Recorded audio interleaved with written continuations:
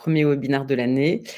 J'ai pas fait de vœux officiels sur LinkedIn. Je suis passée un peu à côté. Mais en tout cas, voilà, je voulais vous souhaiter le meilleur pour cette nouvelle année. Et puis, moi, je reprends les webinaires. J'ai une année qui commence bien. J'ai plein de trucs sympas qui arrivent. Donc, je suis à Marseille aussi. Donc, cela explique peut-être une grande partie de ma bonne humeur. Je ne sais pas si vous voyez les rayons ensoleillés qui arrivent. Je refais un webinaire sur la négociation. J'en avais fait un avant la fin de l'année. Et là, j'en refais un plus spécifique sur les grands comptes. Moi, je me présente jamais pendant les webinaires comme si j'étais une grande star. Donc, je l'ai remarqué l'autre fois, je vais le faire. Donc, je m'appelle Noa Delafi, je suis consultante en développement commercial.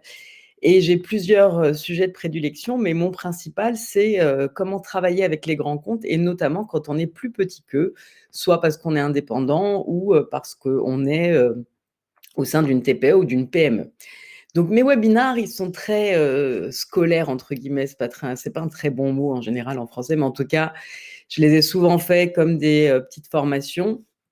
Maintenant, j'en ai fait plus d'une quarantaine. Je vais bientôt les mettre à disposition sur une chaîne YouTube, mais j'ai envie que ce soit un peu plus interactif, parce que je trouve intéressant que vous me posiez des questions concrètes. Souvent, c'est des problématiques que vous avez sous plus différentes formes. Donc, les questions des uns, ça peut être aussi des problématiques que vous avez. Et donc, je vais vous inviter à me dire qui vous êtes, dans quoi vous travaillez. Bonjour Rudy, bienvenue. J'ai vu ton message, Rudy, je vais te répondre. Je te mettrai à disposition les webinaires que tu me demandes. Voilà, donc quel est votre business, quelle est votre activité, dans quel secteur d'activité est-ce que vous êtes? Donc mettez tout en un seul message, prenez quelques minutes pour le faire, et puis comme ça je pourrai répondre au fur et à mesure. J'ai une présentation qui suit, et puis vous êtes vraiment, vous posez vos questions quand vous voulez, je remonterai le fil. Si je réponds pas tout de suite, je répondrai de toute façon. Si vous devez partir et que j'ai répondu à votre question un peu plus tard, n'hésitez pas de toute façon à me demander le replay, mais tous ceux qui sont présents recevront le replay. S'il y a d'autres webinaires que vous voulez, je vous les enverrai aussi. Donc, la deuxième question, c'est quelle est votre difficulté numéro 1 quand vous êtes en négo, si vous n'êtes pas face à des grands comptes, ou en tout cas face aux grands comptes, parce que de toute façon, les mécaniques sont les mêmes. Il y a des choses en plus, bien sûr, sur les grands comptes, et on va voir ce que c'est. Et puis, à quelle échéance vous avez envie de trouver une solution? Est-ce que c'est une problématique qui est pour demain parce que vous n'êtes pas encore avec des grands comptes, ou est-ce que aujourd'hui vous avez besoin de trouver une solution? À tout moment, vous avez un petit bouton qui est cliqué ici et où vous pouvez prendre rendez-vous. Je vous offre une consultation pour pouvoir répondre un petit peu plus, aller un petit peu plus loin pour répondre à votre cas spécifique. Voilà, écoutez, je vous laisse écrire au fur et à mesure. Je vais commencer à lire dans le chat. Donc, j'ai Viera, je ne sais pas si c'est le prénom, nom de famille, qui me dit « Je suis chez ISAT, et nous commercialisons les équipements et services de télécommunication par satellite. » Donc, je veux bien que vous complétiez, merci pour ce premier début de réponse, pour dire quel problème vous avez en négociation, sur une négociation qui arrive, sur une négociation qui est passée. Donc, Sarah Haddad, bienvenue. Voilà, je vous laisse écrire. Mettez-moi Q1, Q2, Q3 dans votre réponse, comme ça je verrai. Et là, je vais aller vous chercher, parce que c'est vrai qu'il y a plein de fois, je demande de l'interaction et on m'en donne pas. Et moi, vraiment, je me suis habituée à ce que, déjà à me voir en vidéo, à entendre ma voix. Mais c'est pas un exercice facile d'être en train de parler seul à un écran, donc c'est chouette aussi de pouvoir avoir un échange avec vous. Alors, je vous laisse écrire un petit peu.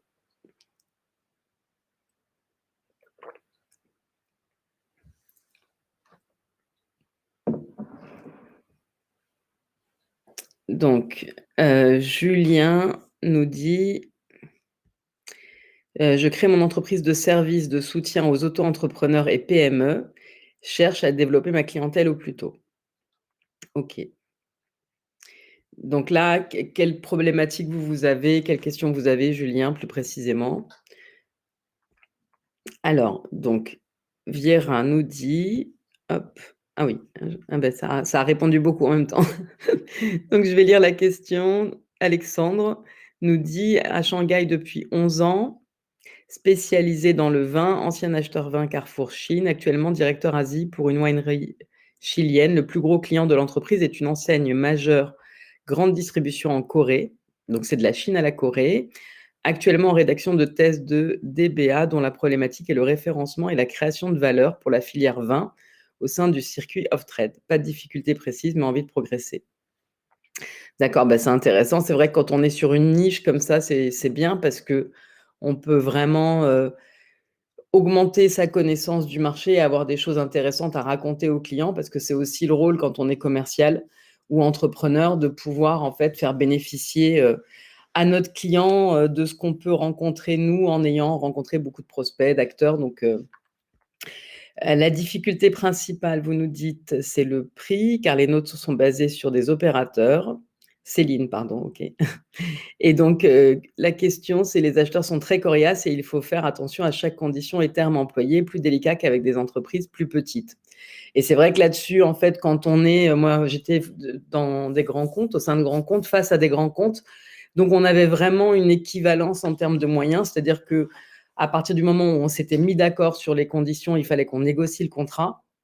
Et donc, en fait, moi, j'allais confier peut-être certaines choses que j'avais négociées à l'équipe juridique et puis après, j'allais envoyer ma première version de contrat à mon client pour qu'il le donne à son service juridique, qui lui-même allait nous dire ce qu'on devait modifier et il y avait quelques allers-retours qui se faisaient comme ça. Mais c'est vrai que quand on est, parfois plus petit, c'est compliqué parce qu'on est face à des gens, eux, qui ont, beaucoup de moyens. Nous, on doit peut-être prendre un avocat, mais c'est, évidemment, moi j'ai travaillé qu'avec des grands comptes, donc j'ai l'habitude de lire des contrats, j'ai l'habitude de voir ce qui peut poser problème, mais c'est vraiment une compétence qu'on acquiert au fur et à mesure et on se forme aussi au fur et à mesure que les clients, vont nous solliciter.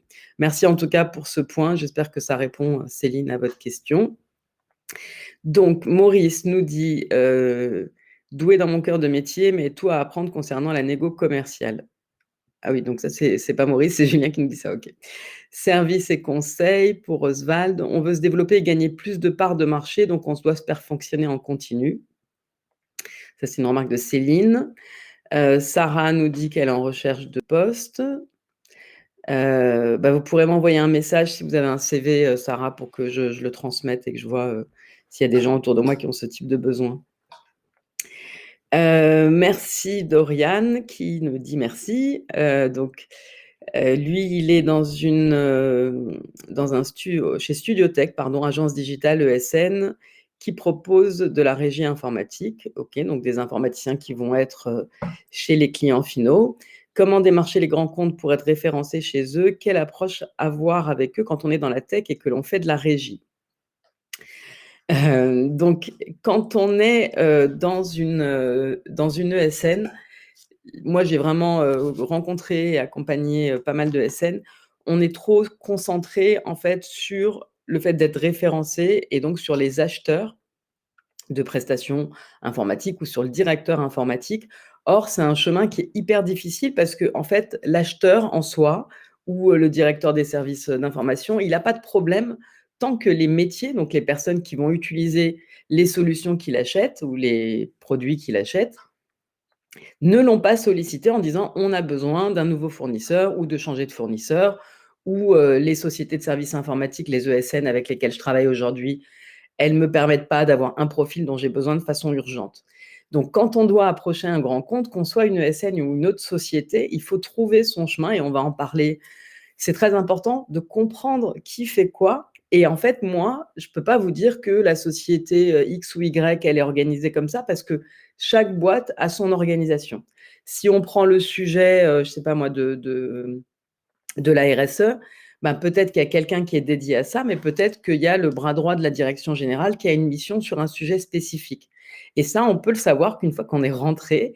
Et le plus important, c'est de trouver des premiers contacts qui vont nous amener à l'acheteur au final, une fois que les utilisateurs, les prescripteurs ont réussi à nous expliquer comment faire. Et vraiment, C'est très méthodique, hein, c'est pas les réponses qu'on a envie d'entendre parce que ça, on se dit tout de suite: «Ça prend beaucoup de temps». Mais si on le fait correctement, comme c'est difficile à faire, que ça demande de l'organisation, de l'investissement de temps, et ben, c'est pas donné à tout le monde. Il y a des gens qui vont peut-être contacter un client 1 ou 2 fois et s'arrêter là. Si on fait vraiment ce qu'il y a à faire, ben, on fait partie des rares qui sont allés jusqu'au bout et je vous assure que c'est vraiment ce qui fait la différence, c'est d'être très rigoureux dans la démarche qu'on va avoir vis-à-vis des grands comptes parce qu'ils sont beaucoup. Ils ont l'habitude qu'on s'occupe bien d'eux. Ils sont exigeants et ils ont une certaine méthodo de travail et façon de travailler. Je vous en parlerai un petit peu plus, dans la suite. J'espère que ça répond à votre question, Dorian. Sébastien me dit: «Responsable grand compte pour la société IPC, concepteur et créateur de produits d'hygiène et maintenance technique. Curieux et désireux d'enrichir ses connaissances». Ben, bienvenue et merci beaucoup. Donc dans la biotechnologie. D'accord, donc Sarah, OK, m'a répondu, donc merci. Maurice dit: «Vente de data dans l'énergie pour les analystes en utilité européenne en utilities européennes, plus des acheteurs de gaz en et électricité dans les grosses sociétés de chimie, papier ou food and beverage». OK. Donc susciter l'intérêt, nous dit, Grégory, Biz pour agence, son activité. En effet, susciter l'intérêt, c'est difficile parce que c'est des gens qui sont très, très sollicités et il faut réussir à ce que nous, on raconte quelque chose qui soit différent parce que finalement, on est en concurrence et la concurrence, c'est pas forcément une boîte qui fait exactement la même chose que nous. Les concurrents, ça peut être enfin, la concurrence, ça peut être aussi ne rien faire alors que vous, vous avez une solution. Ce qu'il faut, c'est trouver les personnes qui sont intéressées pour qu'elles vous disent comment créer l'intérêt chez les autres.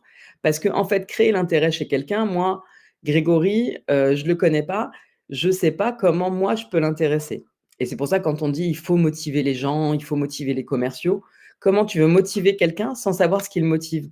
Il y a peut-être une personne, toi tu te dis que sa motivation c'est l'argent, alors que lui en fait, sa motivation c'est sa famille, c'est son temps libre et donc tu peux lui parler d'argent autant que tu veux, ça ne marchera pas. Donc pour susciter l'intérêt des gens, il y a un truc qui marche partout, c'est vraiment, universel, il faut leur parler d'eux. Vraiment, c'est cette expression qu'on utilise souvent dans la vente, on dit, «Parlez-moi de moi, il y a que ça qui m'intéresse».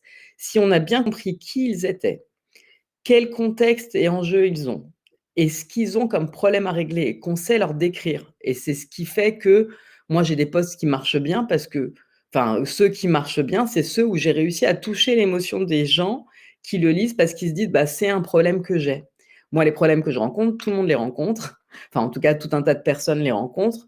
Les émotions que j'ai, d'autres personnes les ont. Je suis pas unique au monde. Donc si je réussis moi à décrire correctement ce que j'ai compris de leurs problèmes et que ça les touche, eh ben, la rationalité va se mettre en place et ils vont avoir envie de nous parler. Mais leur parler de nous, ce qu'on fait tout le temps, hein, dans le commerce, oui, alors nous, on est super, on a une boîte qui fait ça, on est hyper efficace, on est bah, en fait, le client, ça ne l'intéresse pas. Ce qu'il veut, c'est savoir comment nous, on va régler le problème qu'il a et si on l'a bien compris.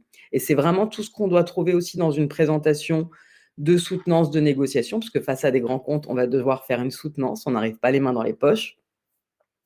Et ben, en fait, on va devoir rappeler qu'on a compris quelle était leur problématique et qu'on a la solution. Mais si on n'a pas su décrire correctement, on peut faire la même présentation, elle n'aura aucune valeur aux yeux du client qui, lui, veut comprendre que vous avez compris.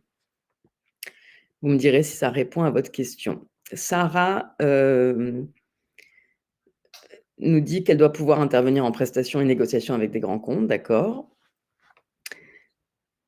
Donc les grands comptes négocient des accords cadres. Oui, les grands comptes négocient des accords cadres, mais les grands comptes aussi, quand ils achètent, ils ont toujours la possibilité, sur des petits montants, de faire un petit peu hors accord s'il y a une compétence spécifique, si on a su, montrer que nous, on pouvait, faire plus vite, mieux. On peut aussi avoir un fournisseur qui est en place, qui est défaillant et qu'on nous le dit pas. Parce que si on nous dit et ça, en fait, c'est ce que font les grands comptes aussi, c'est qu'ils font beaucoup de rétention d'informations. Ça prend beaucoup de temps d'obtenir des informations parce qu'en fait, comme ils sont habitués à négocier, ils sont pas là pour nous faciliter le travail. Donc moi, je sais que j'ai tellement fait ça pendant longtemps. Quand je demandais à des clients Comment ça se passe avec votre fournisseur actuel? Je savais que j'avais toujours la même réponse qui était: «Ça se passe très bien». Et puis au bout d'un moment, moi j'avais un petit sourire parce que je savais que selon la manière dont il me le disait, c'était vrai, c'était pas vrai, selon les infos que j'avais. Mais en tout cas, mon job, c'était pas de taper sur l'ambulance parce que c'est pas ce qu'il voulait ou de me sentir à l'aise en disant: «Bon, bah, de toute façon, je peux faire le prix que je veux parce qu'ils sont, pas du tout contents de leur fournisseur». C'est une information que j'ai, que je choisis de donner ou non et eux, ils choisissent ou non de me donner l'information ou de me laisser l'obtenir moi-même. C'est-à-dire qu'ils se disent: «Bah, elle a qu'à faire son boulot. Si elle va discuter avec les différentes équipes de notre entreprise, à partir du moment où je la laisse aller discuter avec, les équipes, de production, les équipes, de distribution, les commerciaux, si elle obtient l'information, bah, tant mieux, mais c'est pas moi qui va lui faciliter la tâche». Donc il y a vraiment ça aussi, réussir à obtenir de l'information, c'est en gagnant la confiance des interlocuteurs qu'on va avoir et je dis des interlocuteurs parce que dans la vente au grand compte, ce sont des interlocuteurs. C'est rare qu'on ait affaire à une seule personne et si on a affaire à une seule personne, c'est qu'on n'est pas en bonne posture. Voilà. Ensuite, on a, donc je connais pas le prénom, je pense que Thévenot, c'est le nom de famille. Je suis en charge du développement auprès des grands acteurs de la construction, Vinci, Eiffage, pour développer nos gammes hydrauliques industrie. Donc on n'a pas de questions encore. OK. Donc Rudy, on en discutera. Donc Christelle nous dit: «Agent immobilier pour les négos, comment fermer l'accord et conclure en finalisant la vente?» Donc c'est là que vient toute la partie méthodo. Quand on est dans une négociation, pour pouvoir arriver à la conclusion, il faut être sûr qu'on est vraiment très méthodique. Alors c'est difficile à faire, quand on est dans le feu de l'action, on s'améliore au fur et à mesure, mais c'est vraiment l'entraînement qui va aider, c'est de pouvoir se dire: «OK, mon client me dit, par exemple, moi j'ai, 3 choses qui coincent. Le prix, j'aimerais, que vous le baissiez de tant. Le délai de livraison, je trouve qu'il est trop long, je voudrais que ce soit plus rapide et puis, j'aimerais, je sais pas, sur, enfin, qu'est-ce qu'il peut y avoir d'autre dans la négociation? Bon, disons qu'on a 2 points. Allez, on va faire simple. On va nous dire: «OK, le prix, on le garde en dernier et puis on va négocier sur la livraison». On va demander une contrepartie ou on va répondre à une objection. À partir du moment où ce point-là est traité, on demande au client si c'est OK, si on a obtenu un accord qui était bon, parce qu'une bonne négociation, c'est un accord dans lequel les 2 sont satisfaits. C'est pas le truc où on sort et on se sent mal à l'aise parce que finalement, on s'est un peu fait embobiner. Donc on valide bien avec le client à chaque fois et c'est vraiment en étant méthodique qu'une fois qu'on est sûr qu'il a plus aucun doute, s'il a des questions, on y répond et on passe à la deuxième chose qu'on va négocier qui est le prix. Mais en tout cas, en amont de tout ça, il faut bien être sûr que le client, c'est des vraies objections et que si on a réussi à négocier ces 2 points-là, on va travailler ensemble et vraiment, c'est pas d'une grande complexité ça, il suffit de demander. Voilà, de dire: «Est-ce que ce qu'on vous propose déjà est satisfaisant?» Bon, on aura toujours: «Oui, mais c'est trop cher». Mais est-ce qu'en l'état, si on réussit à lever ce qui vous convient pas, est-ce que ça veut dire qu'on aura un accord de votre part et que vous avez envie de travailler avec nous? Ça, c'est la base de travail d'une négociation et c'est important de mettre ce cadre-là et d'être vraiment transparent et c'est ça la négociation raisonnée.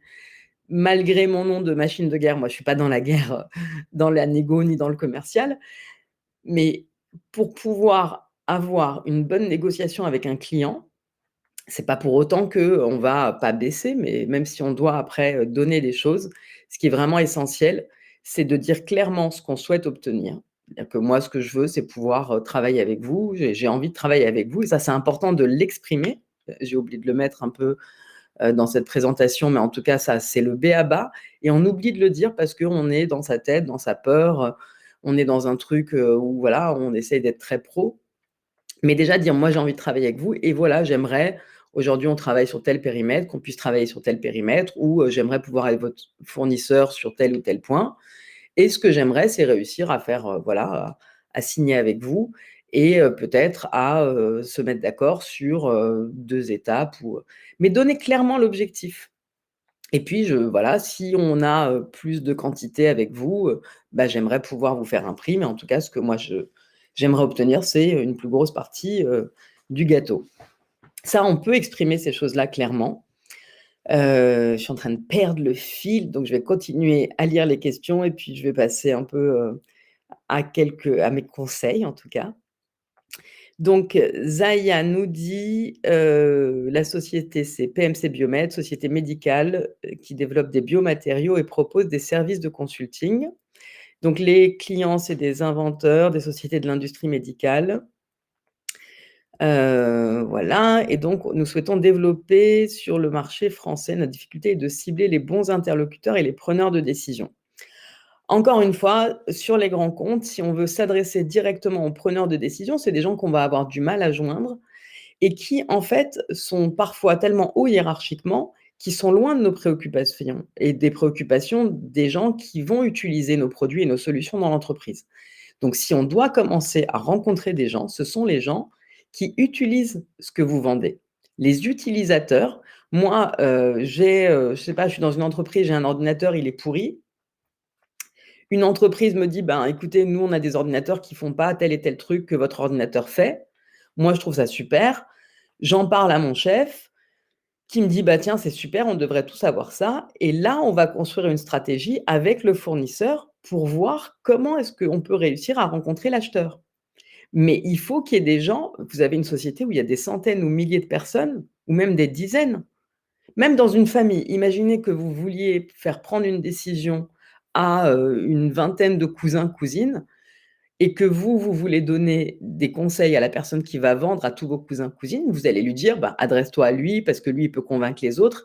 Et c'est exactement ça qui se passe, c'est qu'une décision dans une entreprise, à partir du moment où il y a plus d'une personne, et encore plus quand c'est les grands comptes, eh ben, ça nécessite d'échanger avec beaucoup de personnes et de comprendre ce qui se passe entre elles.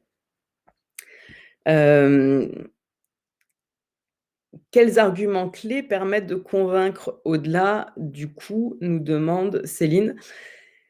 Les arguments, ben, les bons arguments, c'est ceux qui font mouche et qui vont vraiment être spécifiques pour la personne et pour ce qu'elle attend.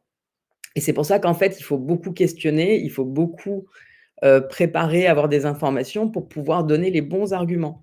Si c'est une entreprise où ils vous disent dans l'équipe, on est, je sais pas, on était 6 il y a 2 ans et maintenant on n'est plus que 3. Le problème, c'est qu'on n'a pas de temps, on n'a pas de ressources, on n'a pas de temps, on n'a pas de ressources. Bon, au bout d'un moment, vos arguments à cette personne, ce sera toujours sur le temps. Bah, nous, on va vous faire gagner tant et tant de temps. Si vous êtes face à quelqu'un qui veut économiser sur le prix facial, bah, vous allez peut-être lui donner des arguments sur le fait que vous êtes moins cher que tel ou tel, qu'en réalité, vous êtes moins cher que le concurrent, parce que le concurrent, il y a pas mal de coûts qu'il n'a pas inclus, et donc vous avez une vraie transparence dans la manière dont vous présentez le coût. Donc vraiment, les arguments, il ne faut pas en avoir 10. Souvent, on se dit, ah là là, il faut que j'ai beaucoup d'arguments. Il faut être préparé quand on arrive avec les bons arguments. C'est-à-dire que moi, quand je fais une proposition, je vais mettre les points forts de mon offre, mais je mets vraiment les points forts de mon offre sur la proposition que je suis en train de faire. Il y a des points qui n'intéressent pas du tout d'autres personnes. Moi, je fais des animations en anglais. La plupart des gens, ça ne les intéresse pas que je fasse des animations en anglais. Alors, voilà, j'avance un peu. On m'a parlé de sondage express auprès des clients que je vise. Bah, c'est toujours intéressant, enfin ceux qui sont le mieux placés pour savoir, ce qu'on doit leur dire, ce sont les clients, donc même des interviews. Moi, je fais des interviews de clients pour mes clients et c'est important de demander aux clients ce qui est important pour eux. Donc, comment démarcher un grand compte lorsqu'on est novice dans un secteur? Eh ben, il faut discuter un maximum avec des personnes, trouver des gens du secteur pour discuter, pour se faire une idée, comprendre le paysage. Alors, après pour quand c'est un peu plus détaillé, là, n'hésitez pas à prendre rendez-vous parce que, sinon ça fait beaucoup de questions.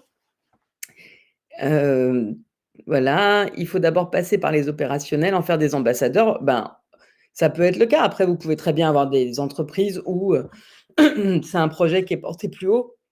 Pardon.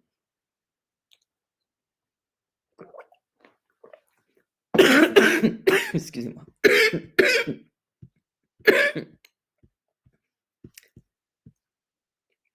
Je reprends, pardon. En fait, comment c'est configuré, c'est vous qui allez le découvrir. Mais moi, je dis toujours de commencer par la base, par les opérationnels, parce que en fait, mettons qu'il y ait 40 utilisateurs. Si le premier utilisateur vous dit non, c'est pas très grave. Vous passez au deuxième, au troisième, au quatrième. Si les RH veulent pas vous parler, bah, vous pouvez parler à un autre département. Maintenant, si vous êtes allé tout en haut et qu'il vous a dit non, c'est fini. Donc moi, j'ai toujours fait en sorte que la personne qui m'intéresse le plus, ce soit la 3e ou 4e que je rencontre. Comme ça, quand je la rencontre, j'ai des trucs intéressants à lui dire et je vais lui dire: «Voilà, on m'a dit, enfin j'ai eu des rendez-vous avec des gens de chez vous qui m'ont dit telle et telle chose». Alors je fais en sorte de pas, foutre le bazar évidemment dans l'entreprise, mais je vais vraiment, lui montrer que j'ai fait un travail pour comprendre et que, bah, d'après ce que j'ai compris, que je vais lui dire et puis je vais valider avec lui si c'est bien sa réalité ou sa vision de la réalité et ben, moi j'ai une solution. Mais moi, enfin, sur des prospects, ça m'a déjà mis 1 an et demi, 2 ans. Je dis pas que c'est le temps que ça va vous prendre sur tout, parce que ça dépend du produit, de l'urgence, du prix, mais en tout cas, rencontrer des gens, là, en moyenne, moi, sur certains gros dossiers, je mets 6 mois à les signer. Il y a des gens que j'ai rencontrés il y a 2 ans qui vont m'acheter quelque chose que maintenant. Peut-être que j'étais pas rentrée encore en proposition. Donc il y a vraiment, un travail de patience à avoir et de faire les choses en ayant bien réfléchi. Ce qui nous amène à la suite. Donc qu'est-ce qu'on va faire avant la négociation? Moi, j'ai une phrase que j'aime beaucoup, qui est que, un jour, un de mes managers m'a dit: «La prochaine négo, elle commence au moment où cette négo finit». C'est-à-dire que si je suis en train de négocier, là, en janvier, j'ai fini ma négociation pour les tarifs 2024 et ben, maintenant, je suis déjà en train de préparer ma négociation de 2025. C'est-à-dire que mes clients, ils vont m'observer sur tout et ils vont vraiment, tenir compte de tout. Ils sont aussi rancuniers qu'on peut l'être après 20 ans en couple à dire: «Ah ben toi, tu te souviens quand tu avais fait ci et ta mère, elle avait fait ça». Bah, les clients, c'est pareil. Donc si on n'est pas carré sur tout ce qu'on est en train de faire ou sur comment on le documente, quand c'est des clients existants bien sûr, hein, et ben, on va avoir, pas mal de difficultés le jour de la négociation parce qu'on va nous opposer ça à chaque fois pour nous déstabiliser. En général, ça marche parce que si on sent que c'est injuste, on s'énerve. Donc les clients, eux, ils sont assez rompus à faire ça et peut-être plus que nous parce que quand ils sont acheteurs professionnels, c'est leur job. Donc bien connaître votre client, c'est essentiel et bien le connaître, c'est, bah, avoir été sur son site internet, avoir lu son rapport annuel. Moi, je demande à chaque fois quand je forme des commerciaux grands comptes, s'ils ont, déjà vu, le rapport annuel, s'ils connaissent les chiffres. Il y a plein de choses où il faut quand même avoir une idée et comprendre, se documenter et c'est vraiment un travail qui, bah, il y a des gens qui aiment bien, il y a des gens qui aiment pas ça. Dans les commerciaux, il y a pas forcément des personnes qui, vont, aimer, ce qu'ils vont considérer comme un travail administratif. Or, lire un maximum de choses, des articles, se renseigner, poser des questions aux gens, de l'entreprise, c'est comme ça qu'on apprend à connaître et poser des questions. C'est quoi la culture? Comment ça se passe? Est-ce que, vous pouvez, me dire quelque chose sur telle personne? Comment est-ce que je dois l'aborder? Moi, je l'ai régulièrement fait avant des négociations. Je sais qu'il y a des personnes que j'ai pas l'habitude de voir et qui vont être à la réunion, eh bien, je me renseigne sur eux, pour savoir un peu quel est leur caractère. Il y a des gens qui vont dire surtout: «Vous lui parlez pas de telle ou telle chose, ça l'énerve, ou il déteste telle personne». Comprendre les dynamiques entre les personnes, donc il y a vraiment une préparation avant le rendez-vous et je vous le dis, parce que j'en ai tellement fait dans ma vie que je sais exactement quelle est la recette pour le désastre et l'une des recettes pour le désastre, c'est d'arriver sans avoir validé qui serait là. Donc quand on a envoyé l'invitation pour une réunion physique ou même en visio, hein, on va voir qu'il y a des noms qui se rajoutent, mais parfois on ne voit pas qui va être là et si on ne passe pas un coup de fil, quelques jours avant pour reconfirmer qui est là, qui n'est pas là, et ben, vraiment on peut se retrouver avec une personne dont on ignorait l'existence, qui, est très énervée par nos arguments et qui a pas du tout, envie de nous écouter. Qu'est-ce que je peux vous dire d'autre? La rigueur en fait aussi dans ce qu'on fait, elle est importante parce que, on a, vraiment, une possibilité de gagner des points. Moi, je disais c'est comme quand j'étais, à l'école, je faisais attention à écrire proprement mes devoirs, à ce que, je fasse des phrases courtes et faciles à lire parce que je me disais: «Même si mon devoir, il est pas génial, je sais que je vais gagner plusieurs points». J'étais déjà commerciale, je pense, un peu dans l'âme, mais je sais que je vais gagner des points juste sur le fait que ma copie, elle est reposante, sur le fait que j'ai été rigoureuse, que j'ai bien, écrit, Et ben, dans la vente, en fait, c'est la même chose. Moi, j'adore cette phrase qui dit: Faites de votre façon de vendre votre avantage concurrentiel». Donc être super rigoureux dans sa préparation, dans la présentation qu'on va faire et surtout comprendre ce qui se passe, c'est ça. Et qui sont les personnes qui vont prendre la décision. Et quand on est dans des grands comptes, donc là, je vous ai dessiné un organigramme type, avant, quand moi j'ai commencé, dans le commercial, il y a très longtemps, on obtenait des organigrammes. En fait, les clients nous envoyaient des organigrammes, de l'entreprise ou de leur service. Aujourd'hui, en fait, comme ça va vite et que, bah, parfois il y a des choses qui sont même pas claires sur qui fait quoi, est-ce qu'on doit mettre sur l'organigramme que machin couvre aussi le poste de bidule? Mais si on le met, ça veut dire que c'est officiel et si c'est officiel, ça veut dire qu'on doit parler salaire. Donc il y a beaucoup de tabous sur les organigrammes et donc c'est à nous de les redessiner. Quand on est en train de gérer des grands comptes, il y a un exercice qui s'appelle l'account plan, le plan de compte. Et c'est un document dans lequel on va décrire l'organisation ou décrire en tout cas l'organisation qui prend la décision. Donc là, j'ai mis beaucoup de gens, c'est pas forcément toutes ces personnes-là. Mais en tout cas, on va facilement avoir des personnes qui ont, par exemple, comme le contrôleur de gestion ici, un droit de veto, alors qu'on pourrait s'imaginer que le droit de veto, sur la décision, il est peut-être au niveau de la direction générale ou, au niveau du directeur financier. Mais en tout cas, il faut comprendre qui sont les différentes personnes et ça, c'est vraiment dans les rendez-vous de découverte qu'on va le faire ou même, en fait, pendant le rendez-vous de négociation, on va dire, bah, avec qui vous avez pu échanger, qu'est-ce que vous, où est-ce que vous en êtes, vous, d'autres prises de décision. Nous, en fait, on est sur un projet et c'est ça, dans les grands comptes, il faut vraiment voir ça comme un mode projet, une vente grand compte, quand c'est bien fait, que c'est rigoureux. C'est un projet qui va de: on a quelqu'un qui nous dit qu'il est peut-être intéressé à: on veut l'emmener à il nous signe un contrat. Pour le client, c'est un autre projet, il se passe en parallèle d'une autre dans son organisation et donc lui, son projet, c'est: on a un problème, on identifie le problème, on identifie, les solutions, on identifie les fournisseurs potentiels à cette solution, puis on en sélectionne un et ces 2 projets, ils doivent se passer en même temps. Mais nous, si on est que sur les informations que nous donne la personne qu'on rencontre ou les 2 personnes qu'on rencontre, on n'a aucune idée, on est vraiment sur la partie émergée de l'iceberg, mais tout ce qui est en dessous du niveau de l'eau, on n'a aucune idée de ce qui se passe et ce qui se passe là, c'est des interactions hiérarchiques, mais aussi humaines. Parce que ce qui peut se passer là, c'est que je sais pas, on aurait ici, par exemple, les services généraux dont on ne pense rien, qu'on n'a pas envisagé, sauf qu'en fait, bah, ils sont là depuis le début et le directeur des achats a très, très confiance en eux et puis le directeur des achats, bah, c'est le beau-fils du directeur général. Donc tous ces gens-là, là, ils se voient le week-end et s'ils parlent de vous en mal, bah, ça a des effets qui sont énormes.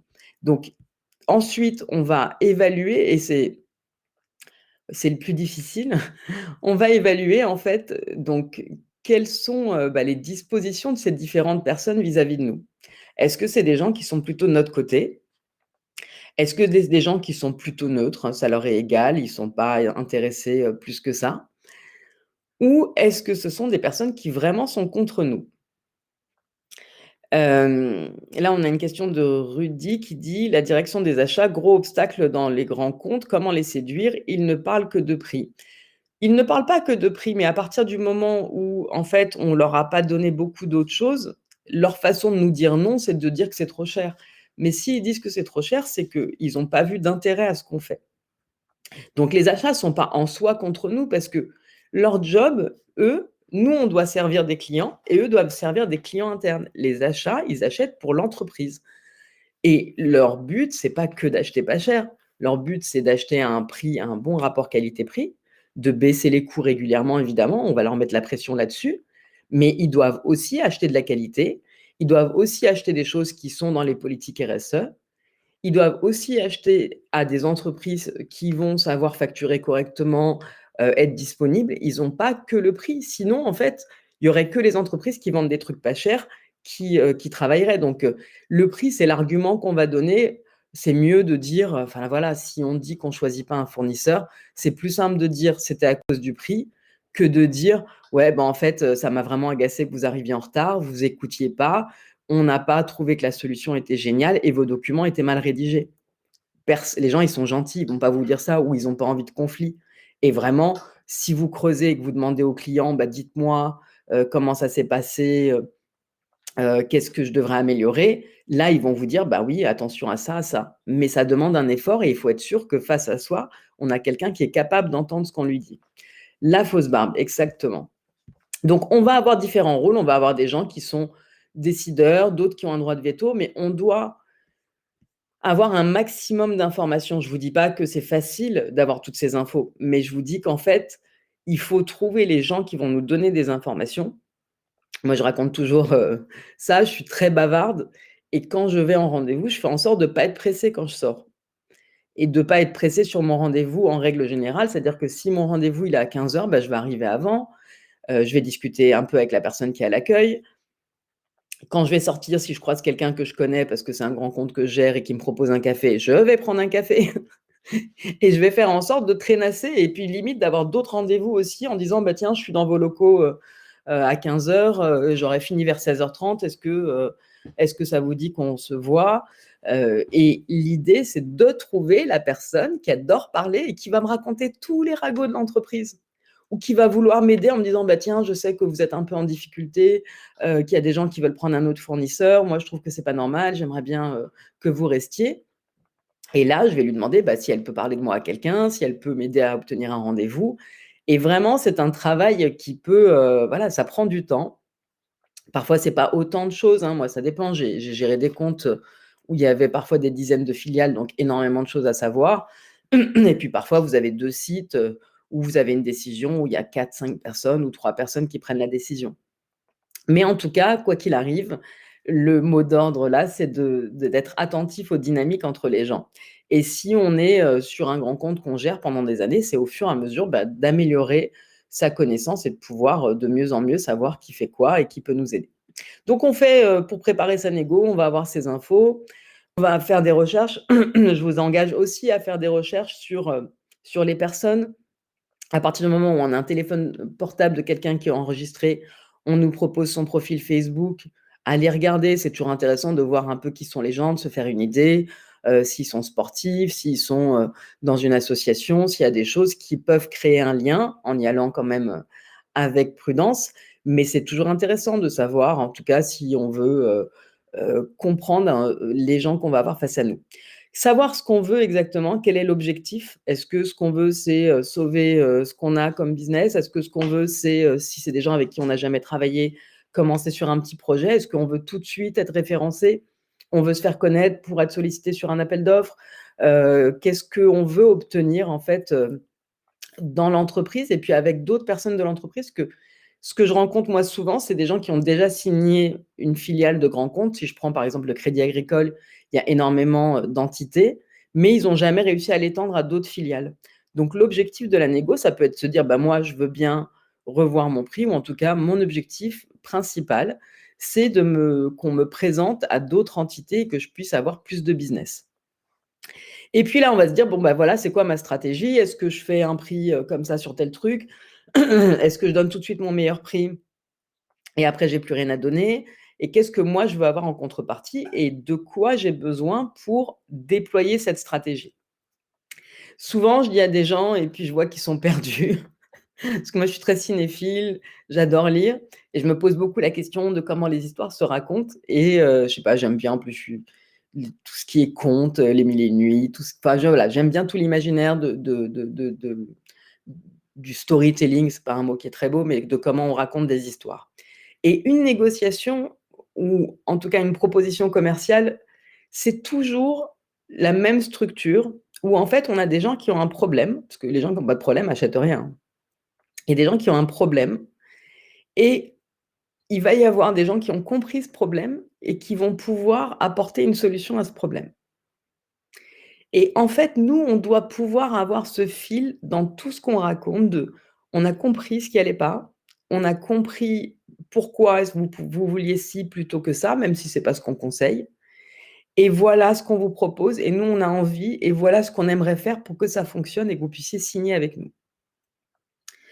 Donc il y a vraiment, voilà, cette structure à avoir. Je vois que j'ai une question entre-temps qui me dit: «Comment contacter pour la première fois les interlocuteurs d'un grand compte où on ne connaît personne? Quelle stratégie fonctionne le mieux? Contact LinkedIn basique, téléphone, mail?» Moi, je trouve que LinkedIn, c'est bien, c'est moins intrusif que le téléphone. Quand on connaît pas quelqu'un, c'est peut-être beaucoup. Moi, je contacterais pas quelqu'un par téléphone, même si j'ai son numéro de téléphone. Et et puis, en fait, après, c'est peut-être mieux, un contact un peu personnalisé qu'un contact basique. Et puis moi, ce que je trouve intéressant aussi, c'est d'envoyer quelque chose. Si on a une étude, un article, bah, moi, j'envoie des invitations à mon webinar, donc ça peut être une première façon de rentrer en contact.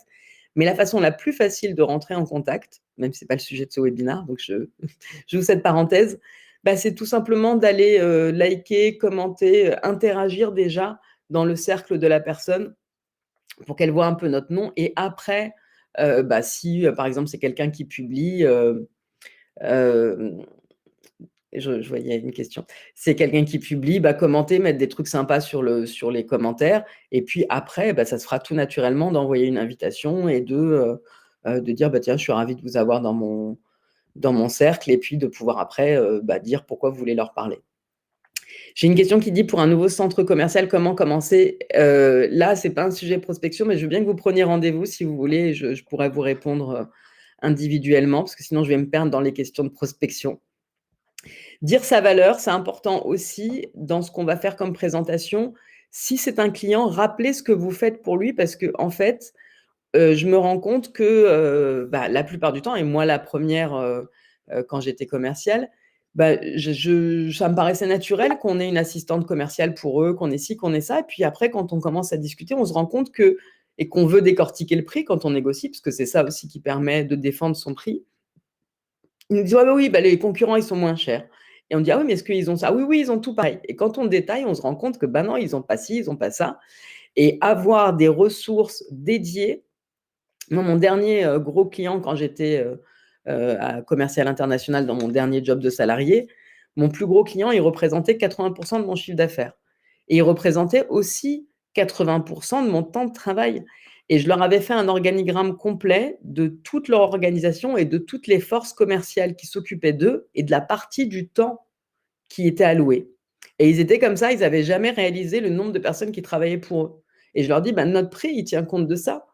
Et vous avez un concurrent qui arrive, qui a zéro ressource à mettre à disposition, qui lui, ben, en fait, va, évidemment, ça va être plus facile pour lui de faire ces prix-là. Comment on anticipe aussi les objections? Bah, en sachant qui va être là. Parce qu'on sait qu'on nous a dit: «Ah oui, bah, vous savez, la direction informatique», j'ai fait un post là-dessus ce matin. L'erreur de pas savoir, qui est là. Et puis quand il y a quelqu'un qui rentre, moi ça m'est déjà arrivé, le gars il arrive, il est en pull, on fait pas gaffe à lui. Et finalement, il a plein d'objections qui sont valides, qui sont les objections d'un directeur informatique. Moi, ça m'est déjà arrivé de vendre des choses où, en fait, il fallait modifier beaucoup de choses dans le système SAP des clients. Ils n'ont pas que ça à faire. Donc, si le directeur informatique est là, il va dire: «Non, mais moi, ça va me coûter 10 jours hommes et je veux que vous me les payiez ou que vous le fassiez vous-même parce que j'ai pas que ça à faire». Donc, si on sait que le directeur informatique pensait ça parce qu'on a quelqu'un de son équipe qui nous l'a dit, et ben, au moins, on sait que, on va devoir répondre à ça comme objection pendant la négociation et mettre dans la balance, bah, vous savez, on peut pas prendre peut-être 10 jours, mais on peut peut-être, vous prendre une partie, ou, vous allouer, du temps plus tard sur autre chose. Qu'est-ce que je peux vous dire d'autre? Je regarde mon petit cahier, préparer les contreparties. Ah oui, pourquoi j'ai sauté ça? C'est là, préparer les contreparties. Je veux que vous vous, imaginiez comment négocient les enfants, par exemple, quand on leur demande quelque chose, ou les adolescents. Parce que vous verrez des maîtres de la négociation qui vont jamais faire quoi que ce soit, à partir d'un certain âge en tout cas, sans obtenir un truc en contrepartie. Et je me disais quel exemple simple je pourrais donner d'une négociation dans le quotidien. Mettons que moi, je veuille, partir, et annoncer à, quelqu'un que je vais pas être là pendant, 1 mois ou pendant un week-end. Et ben, si je dis d'abord que je vais pas être là pendant 1 mois et que ça ennuie l'autre personne, bah, finalement, quand je dis que c'est plus qu'une semaine, eh ben, ça passe beaucoup mieux. Si maintenant j'ai une contrepartie à donner à l'autre en disant: «Bah, écoute, je vais pas être là pendant un week-end, mais toi, si tu veux, tu peux faire ci et ça, ou je peux te donner du temps pour telle ou telle chose», bah, en fait, on va avoir quelqu'un qui, s'il a un truc à gagner qui l'intéresse, va être d'accord. Donc c'est vraiment, indispensable avant d'arriver en rendez-vous de se dire: «S'il me demande de baisser de 10, qu'est-ce que moi je lui demande en contrepartie?» Et si je lui demande une contrepartie, bah, je peux lui demander une contrepartie forte pour arriver après à un truc plus bas. Exemple, je veux que, le client me paye plus rapidement, les conditions de paiement, c'est 60 jours. Bah, je vais lui dire: «Moi, je veux être payé, à réception de facture si je vous fais ce prix-là». Bah, il va me dire: «Non, à réception de facture, pour nous, c'est difficile». Et puis je vais dire: «Bon, OK, bah, je veux bien pour 30 jours». Donc la manière dont on va demander en commençant haut pour accepter bas et en tout le temps, tout le temps, tout le temps demandant une contrepartie à une concession, c'est ça qui va être vraiment essentiel dans la négociation et qui fait qu'on va pas sortir en se disant: «Ah là là, je me serais pas un peu fait avoir là», et que le client, pareil, se sentira serein parce qu'on a discuté de façon ouverte. Donc pour ça, il faut être quand même, dans une bonne démarche positive et pouvoir dire clairement ce qu'on veut ou, encore mieux, laisser le client venir et lui dire: «Bah, qu'est-ce que vous proposez? Vous voulez que je baisse le prix de tant? Qu'est-ce que vous me proposez en contrepartie?» Bon, vous êtes pas à l'abri en plus qu'ils vous proposent plus que ce que vous leur auriez demandé et vous pouvez un peu aussi apprendre à les aiguiller en disant: «Est-ce que, par exemple, une formation supplémentaire, de vos équipes, un transfert de compétences, ça pourrait vous intéresser?» Et là, il peut un peu, élaborer là-dessus et ça permet en fait que vous ayez construit la solution ensemble ou qu'il ait l'impression que l'idée est de lui. Je ne sais pas si c'est clair sur ces points. Dire sa valeur, donc qu'est-ce que je vous ai dit d'autre? Anticiper les objections et puis, le jour J, que se passe-t-il? La négo, c'est vraiment, quand c'est une négo importante pour vous, alors quel que soit l'enjeu, hein, si c'est le montant, si c'est vis-à-vis de votre hiérarchie, bah, c'est important d'arriver préparé et d'être en forme, mais d'être, voilà, si c'est tôt le matin, de s'être vraiment levé tôt pour avoir eu le temps de réfléchir, de pas arriver en retard. Parce que quand on arrive en retard, même si en fait les clients sont encore en train de s'installer et qu'on n'est pas si en retard que ça, le fait d'avoir ce stress-là fait que ça nous déstabilise et en fait tout ce qui va nous déstabiliser, on est vraiment dans un truc, comme si on était dans un procès. Imaginez que vous soyez l'avocat de quelqu'un qui est innocent et que vous l'avez libéré, vous n'allez pas arriver à l'arrache le matin, vous avez envie d'arriver avec vraiment pleinement tous vos moyens. Je vous le dis parce que moi, j'ai beaucoup eu de clients où j'y allais en train, où c'était loin, je suis pas du matin et où en fait, j'ai fait des négos pourris à chaque fois. J'allais, régulièrement chez Legrand à Limoges. Je faisais 3 heures et demie de train en Micheline, j'arrivais, j'avais mal au cœur et en fait, ils ont toujours bénéficié de ça puisqu'à un moment donné, comme les rendez-vous étaient en plus, ils étaient voilà, c'était toujours la même chose. Ils me racontaient la même chose, je leur racontais la même chose. J'ai jamais avancé avec eux et il aurait fallu en fait, maintenant avec le recul, que j'arrive la veille, que je sois reposée, que je sois hyper bien préparée et que je pousse à une décision. Mais en tout cas, si on n'a pas toutes ces, capacités, c'est un peu compliqué. Donner envie, c'est pareil, donc tout ce stress qu'on peut avoir, sa peur, on réfléchit à ce qu'on doit dire, on regarde qui y a. Fait que parfois, ben, on se crispe un peu, que quand on nous agresse, on peut être un peu sur la défensive, on peut avoir un ton un peu péremptoire.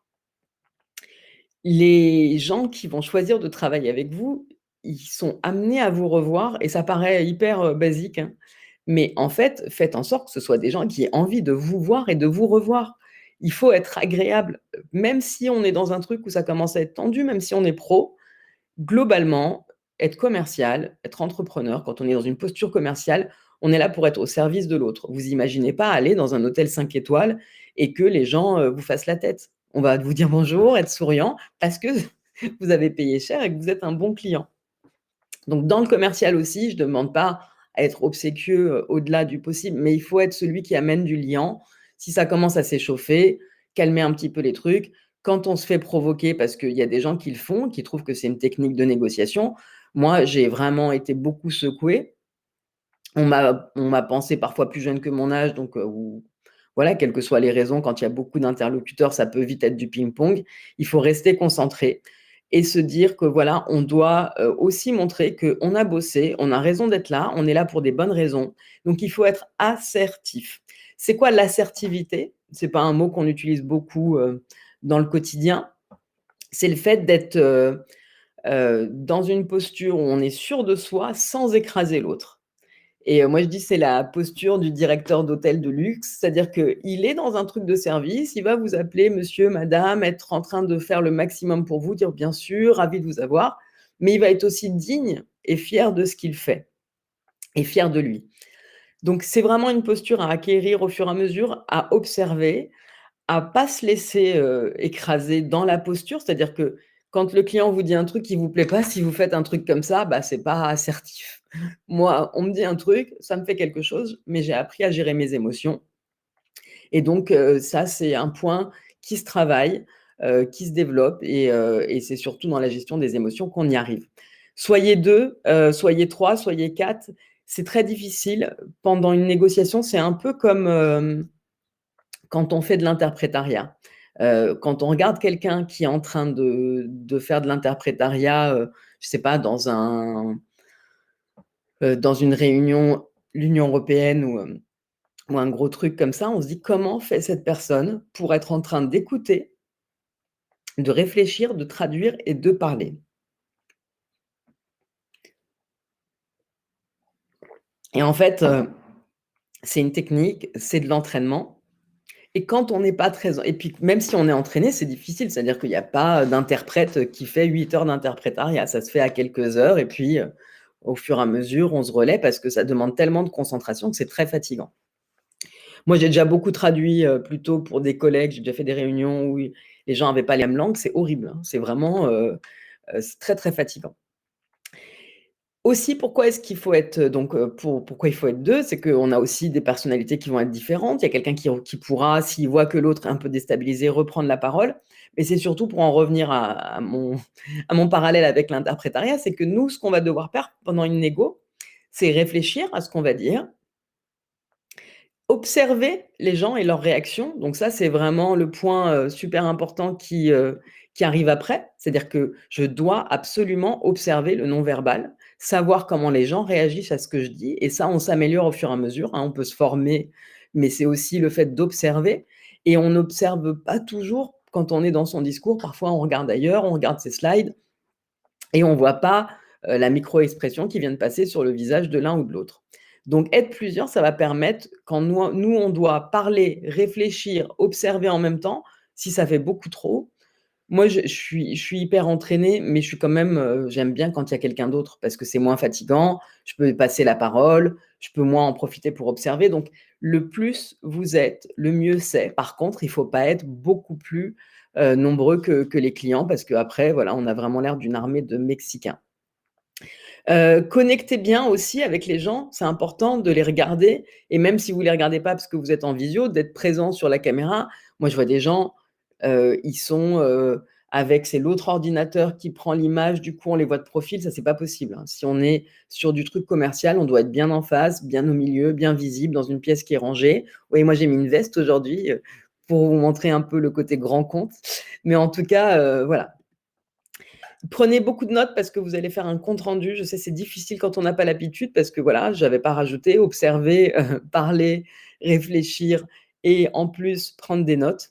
Mais c'est ça qui va faire que vous allez pouvoir donner une suite, beaucoup plus pro que celle des autres, parce qu'il y a très peu de gens qui aiment faire ça, des comptes rendus. Moi, la première, je suis pas fan, hein, mais Rudy nous dit: «Le meilleur binôme, c'est commercial ou technicien». C'est toujours génial d'avoir un technicien avec soi, mais on peut aussi être plusieurs commerciaux, ça dépend du nombre de personnes en face. On peut être 4 s'ils sont 3, on peut pas être 5 s'ils sont 2 quoi, c'est juste ça. Ou alors on leur a demandé, c'est eux qui nous ont demandé, mais en tout cas, on prévient aussi le client de qui vient parce que c'est pas un moulin chez eux, donc ça se fait de prévenir. Moi, le nombre de fois où je dis: «On aurait dû prévenir» et où j'étais avec des gens qui font: «Mais non, c'est pas grave». Et puis, point essentiel, obtenez un engagement. Vous avez une réunion, c'est quoi la prochaine étape? Il faut qu'il y ait une prochaine étape, sinon c'est fini, ça s'arrête en fait. Si vous rencontrez quelqu'un, dans un cadre amoureux, et que vous avez déjà eu 3 rendez-vous et que c'est super et que vous dites: «Quand est-ce qu'on se revoit?» et que l'autre vous dit: «Bah, on s'appelle». bah, ça y est, c'est fini. On s'appelle, c'est pas un truc de quelqu'un qui rentre dans une relation. Bah, c'est pareil au niveau business.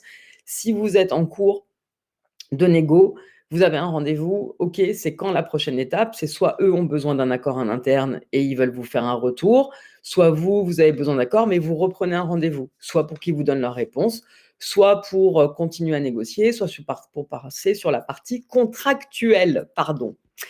Et puis qu'est-ce qu'on fait après? Ben, 24 heures plus tard, surtout, pas plus tard, on envoie un compte rendu pour être sûr que les personnes qui étaient pas là savent, ce qui s'est passé, pour aussi bien acter que tant que la mémoire est fraîche de tout le monde, qui a dit quoi. Parce que les clients, bah, ils seront prompts à dire: «Ah ben non, on n'a jamais dit», et vous écrivez bien, hem, combien de temps après on peut relancer? Ben, en fait, normalement, on ne doit pas relancer parce qu'on doit avoir déjà un rendez-vous qui est fixé. Et donc mettez-vous d'accord avec le client pendant ce rendez-vous-là de négociation. Quand est-ce qu'on se reparle? S'ils vous disent: «On a une grosse actualité, on a un salon la semaine prochaine et blablabla», bah, vous dites: «Dans 3 semaines», et vous prenez un rendez-vous formel. Ils essaieront de pas en prendre, hein, mais vous le prenez. Il faut insister.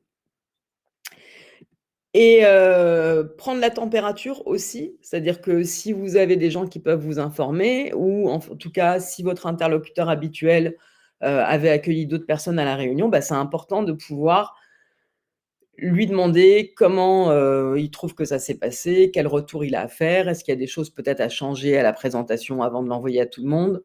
Est-ce qu'il y a des questions auxquelles il a pas répondu? Et ça, c'est très important en fait, de pouvoir, s'inquiéter de la suite et de trouver quelqu'un avec qui, discuter de comment ça s'est passé.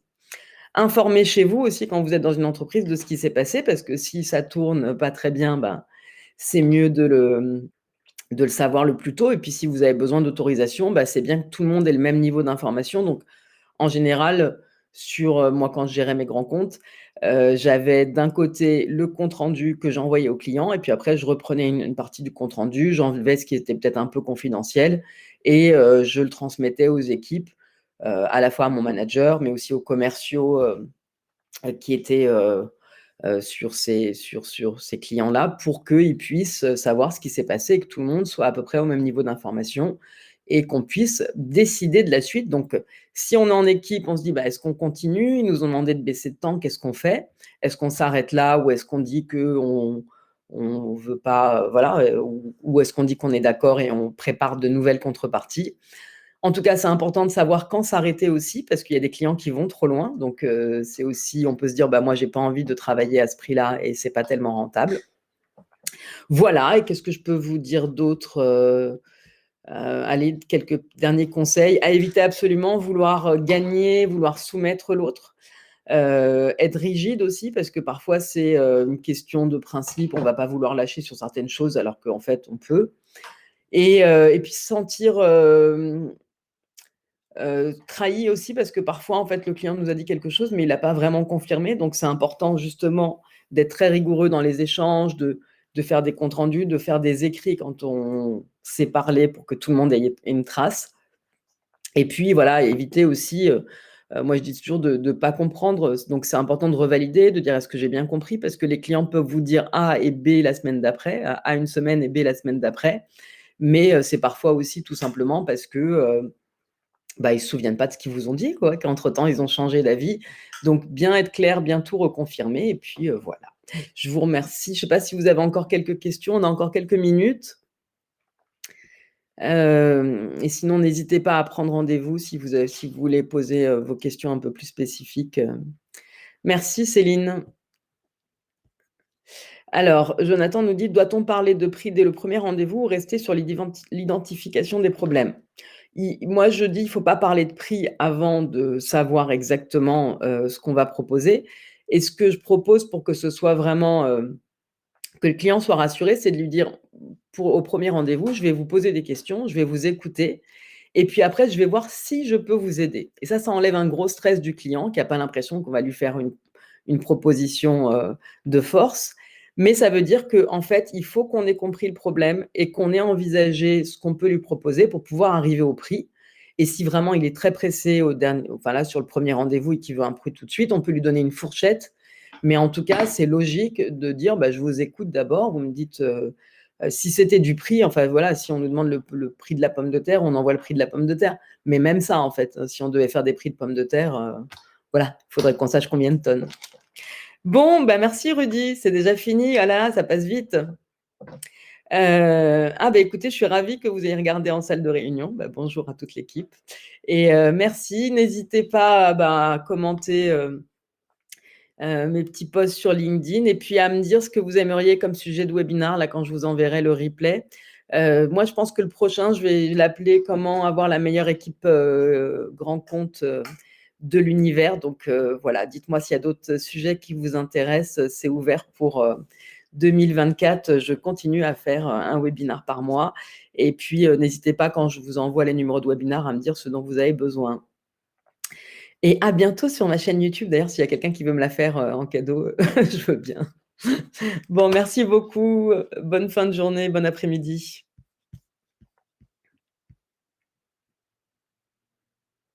Merci Jean-Gilles. Merci beaucoup.